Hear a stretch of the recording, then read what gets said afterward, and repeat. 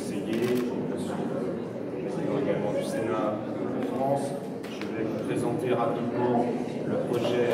de déclaration que nous avons adopté, déclaration finale de notre 3e forum parlementaire France-Maroc, et qui, en 8 points, met l'accent sur les différentes convergences dans nos échanges et nos coopérations. D'abord, nous tenons à saluer le fait que nos gouvernements, notamment au travers de Sa Majesté le Roi, Mohamed VI, et le président de la République française, Emmanuel Macron, les échanges sont renforcés entre la France et le Maroc. Nous sommes également, tenons à saluer la participation, la réintégration du Maroc dans l'organisation de l'unité africaine et le rôle que nos deux pays jouent d'un point de vue diplomatique, mais aussi même parfois militaire, pour renforcer la stabilité des États, notamment en Afrique, où certains sont en très grande fragilité. Nous avons longuement évoqué la question des migrations, sur lesquelles nous avons noté de grandes convergences, le Maroc étant dans une situation comparable maintenant à celle de la France, pays à la fois de transit et de destination, et nos deux pays doivent coopérer pour à la fois accueillir dignement les migrants, notamment ceux qui demandent l'asile politique, intégrer celles et ceux qui ont un titre régulier, et naturellement coopérer également pour bien réguler l'immigration et contrôler nos frontières. Nous avons insisté également sur la coopération économique entre nos deux pays, les réussites en la matière, et notamment le fait que le Maroc soit aujourd'hui le leader en Afrique de l'industrie automobile, étant une des retombées concrètes de cette coopération économique. Enfin, nous avons tenu à ce que notre déclaration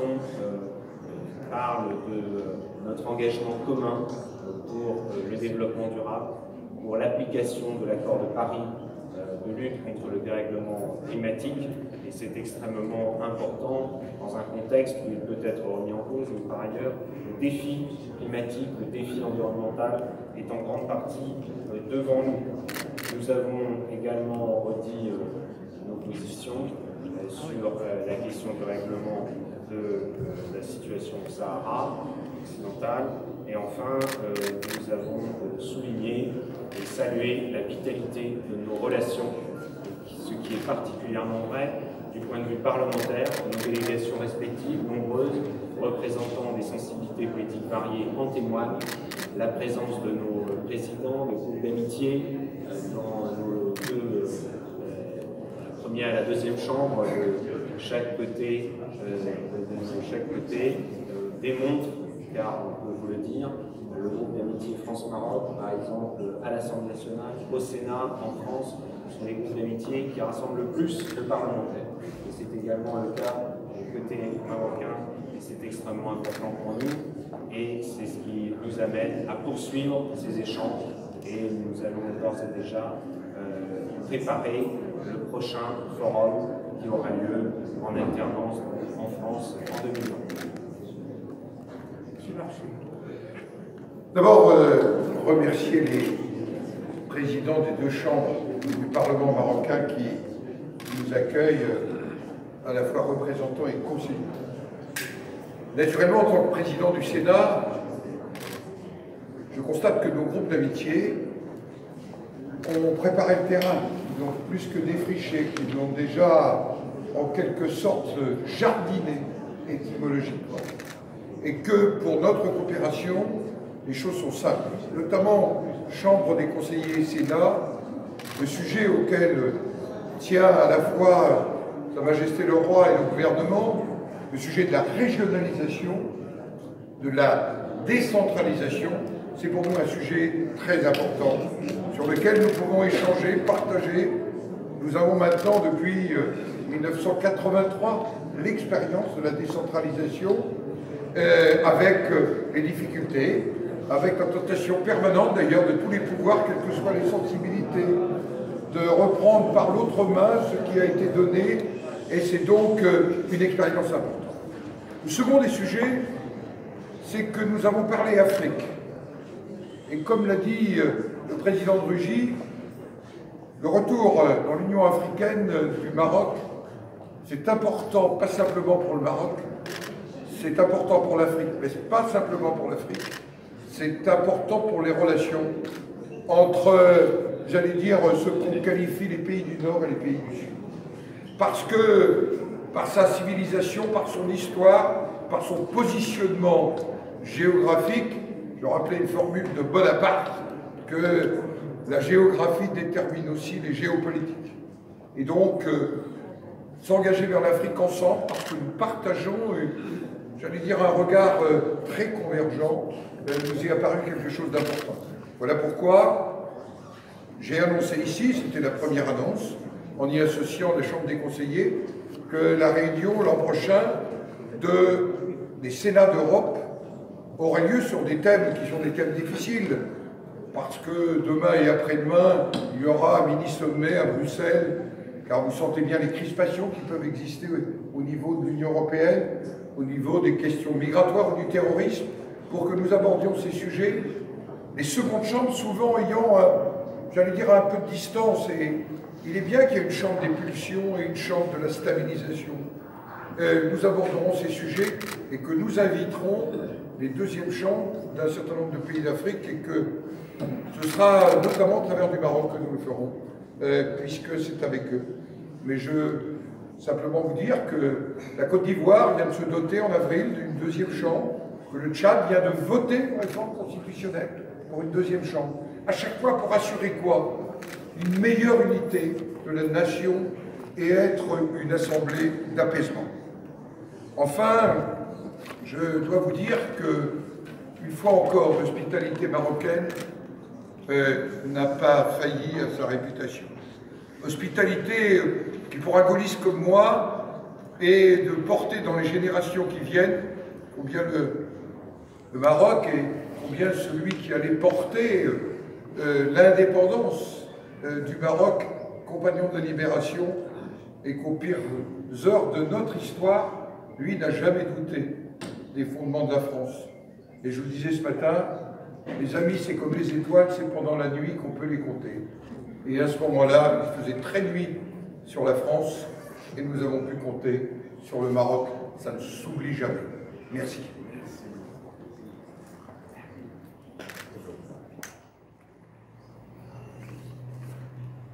بدون شك أن السيدات والسادة ممثلي وسائل الإعلام طرحوا سؤالا مشروعا: ما هو الجديد بمناسبة انعقاد الملتقى البرلماني الثالث بين المغرب وفرنسا؟ ونعتبر جميعا بأن الجواب ضمنته كل التدخلات وكذلك البيان الاختتامي ضرورة الإدماج التدريجي للبعد الإفريقي للعلاقات المغربية الفرنسية. وعلى هذا الأساس النقاش الغني، النقاش المفيد جدا والنقاش الصريح أكد في جميع القضايا على ضوء كل المحاور التي تم اختيارها تطابق كامل على مستوى وجهة النظر بين برلمان المملكة المغربية وكذلك برلمان الجمهورية الفرنسية. كيف تم ولماذا تم هذا التطابق بين المؤسستين التشريعيتين؟ العنصر الأول يتعلق بزمن العولمة الذي نعيشه جميعا. فزمن العولمة يفرض توسيع النظرة التقليدية للتعاون، وذلك من أجل تجاوز هذه الثنائية الضيقة والتي اختصرت أو اختزلت في التعاون شمال جنوب أو جنوب شمال. العنصر الثاني يتعلق بضرورة التوجه نحو رؤية ثلاثية: المغرب فرنسا وإفريقيا. فهذا التوجه الجديد انطلاقا من تجربة منذ عقود التي أسست من خلال التعاون شمال جنوب، هذا التوجه من شأنه أن يساعد وأن يساهم في إرساء إطار جديد يجعل من التعاون قوة نافذة، قوة مؤثرة في العلاقات الإقليمية، وكذلك قوة نافذة ومؤثرة في العلاقات الدولية. والعنصر الثالث يخص طبيعة هذه الرؤية الثلاثية، حيث نظرا لأرضية الانطلاق هذه النظرة الجديدة، وكذلك نظرا للتفاعل الإيجابي للمتدخلين الثلاث، المغرب، فرنسا، في اتجاه إفريقيا، هذه الرؤية الثلاثية بدون شك ستساعد على مواجهة تحديات عالم اليوم. وكما نعلم جميعا العالم اليوم مليء بالمخاطر، من أبرزها الإرهاب،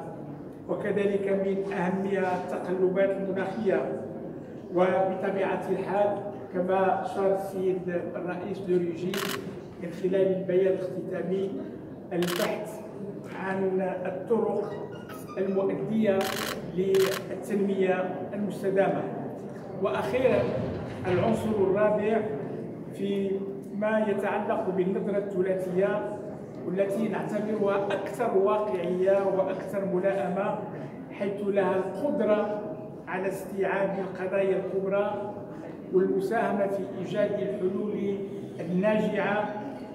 الحلول المشروعة في هذا الإطار، نثمن كما جاء في البيان الاختتامي نثمن موقف فرنسا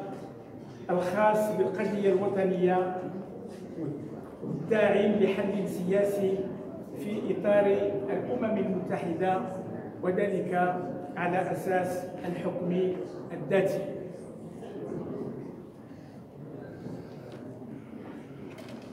طيب، دون تكرار ما سبق الإشارة إليه في كلمات السادة الرؤساء الذين سبقوني، أستطيع أن أجزم بعد 9 ساعات متواصلة من النقاش المستفيض والمعمق والصريح بين البرلمانيين المغاربة والفرنسيين، النقاشات التي تناولنا فيها مختلف المواضيع والأبعاد المرتبطة بالعلاقات المغربية الفرنسية، أستطيع أن أجزم بأن هناك،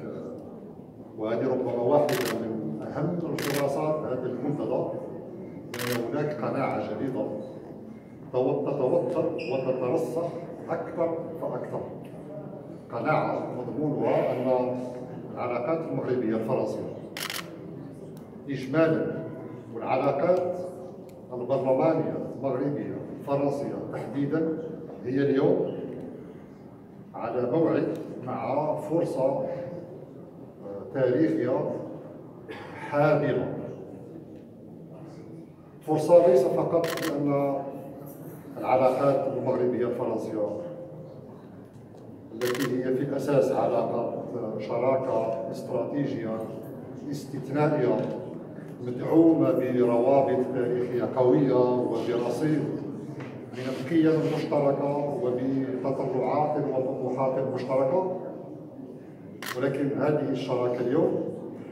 هي شراكة تتوفر لها كل المقومات الارتقاء إلى مستوى أقوى وإلى مستوى أمتن وإلى مستوى أعمق. وكرئيس المجلس المستشارين أعبر عن اعتزازي بخلاصات وبمضامين النقاشات التي أجريناها معا.